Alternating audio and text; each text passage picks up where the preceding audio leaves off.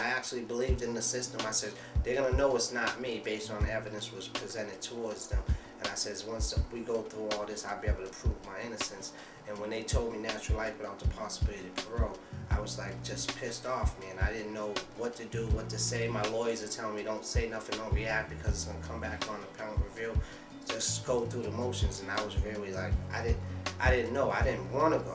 You know, I'm like, yo, you got the wrong person. You know you got the wrong person. I had no way to help myself.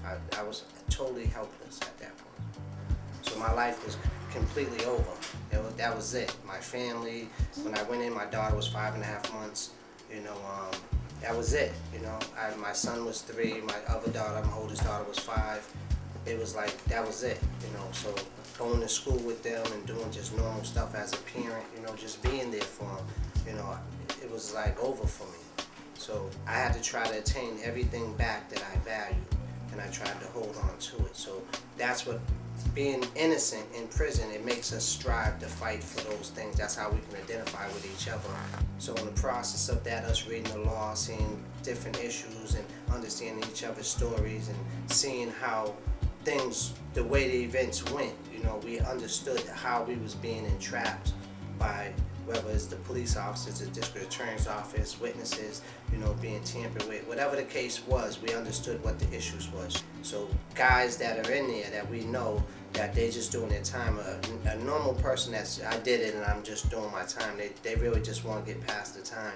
They don't really want to fight towards it because they're accepting that reality because they understand their responsibility.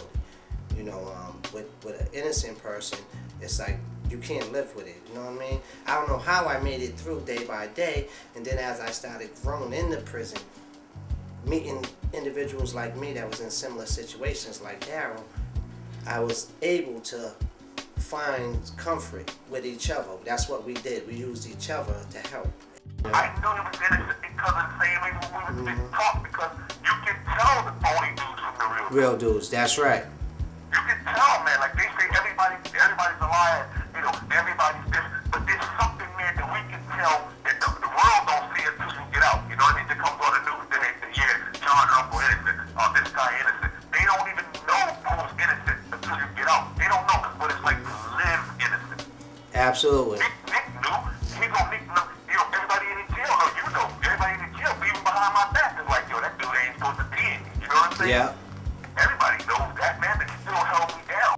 So I had to learn a variety of different things in the program, you know, on how to function, how to write letters. I remember when we used to, what happens is they always tell you, you know, the guys in there, they can write you a disciplinary ticket, but if you write them a grievance on them, then they'll say, oh, you're telling on me. What's the difference? You know what I mean? That's the only way we can protect ourselves. And that was like one of the things, I remember my first disciplinary thing that I fought. He was like, you got to do this, you got to do that. And I was like, I don't know how to do it. He was like, I'm going to take you, I'm going to show you. So he said, that's why you got to come to the group. You got to learn these different things.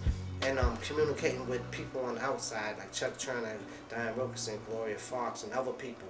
We was trying to interact with our community leaders to help us inside the prisons, to receive some of the things to help us integrate back into society, those of us that was going.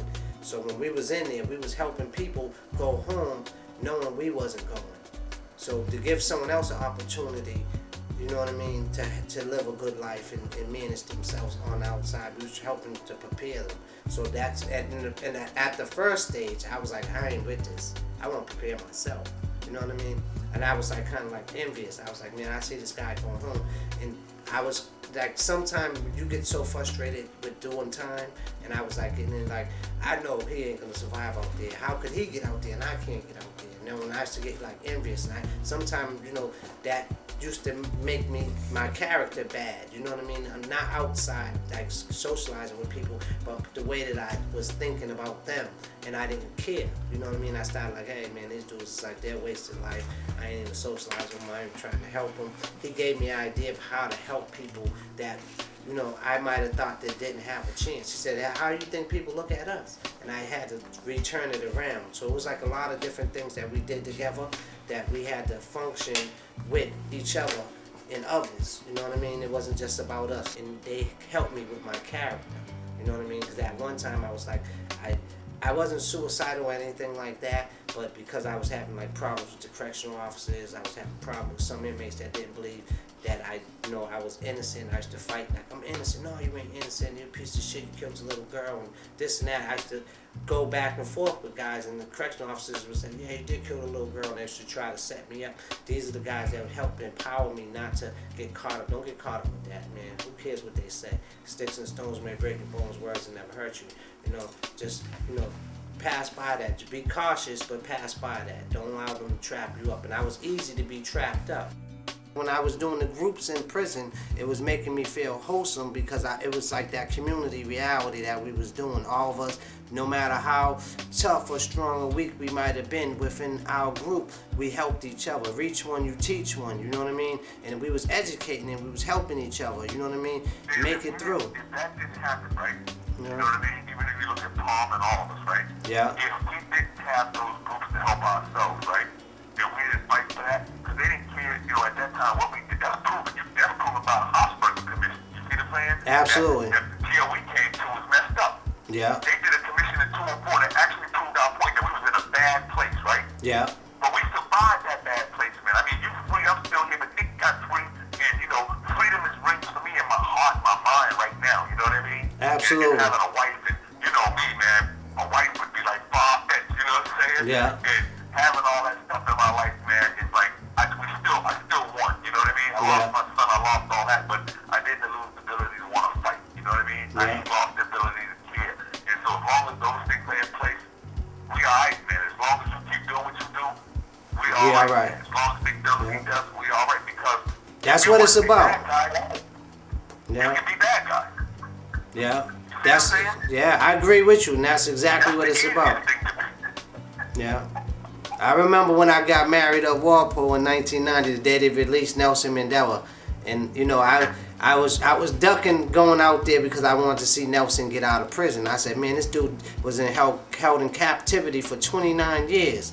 And I said, man, they're letting him out of prison. So they was like, Drum, go to the visiting room. And Jerry Short got out there before me because I was waiting for Nelson to get out, you know what I mean? And that's how you can tell, you know what I mean, that most guys that like really was innocent in there and they was fighting for it because we all that passion, that longing.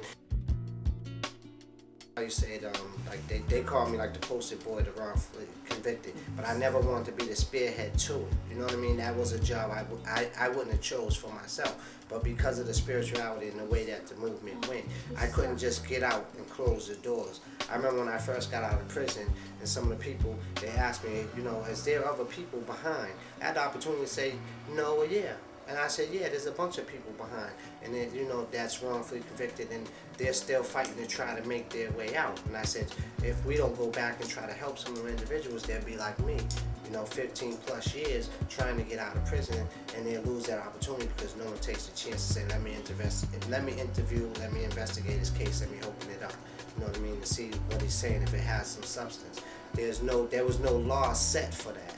You know what I mean? So when it happened to me, it made me push. So then a lot of other agencies, based on me answering that question, wanted to support me. So we tried to get an innocent commission, and they denied us. Because they didn't want to work with inmates. There's like guys that are coming out of prison, we don't want to sit side by side, share our salaries with them, share our livelihood with them. They just didn't want to do it.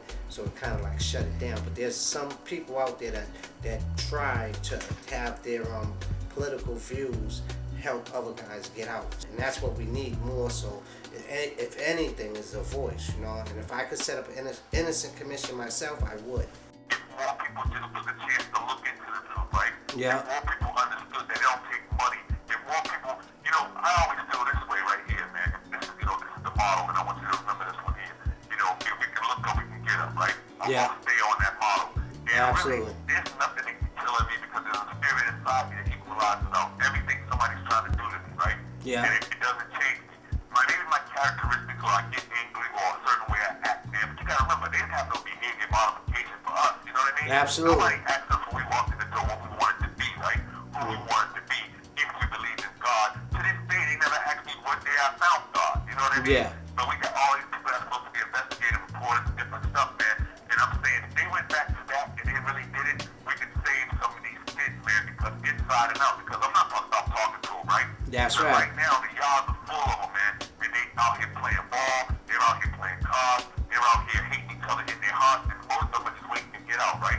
Yeah. Yo, it can't be like that. So you should, I mean, I want your mom and daughter to know from me, now stay on record here forever, that you've done something way greater because we know those other dudes, Charles. I know Charles, you know what I mean? Yeah, absolutely. All of these dudes we know that got out, but look at those dudes. They're Yeah. some good dudes, but these dudes got out and they just wanted to be free. It impressed them so much that they didn't even come back and say, wait a minute, I know the other innocent men, right? Yeah, they all ran. They all ran. Because for you to do that, for you to even stop now, other people will look at it and say, you don't need to do it. You got everything you need. All your troops came out everywhere you need to go. I'm humbled by that, man. Yeah. So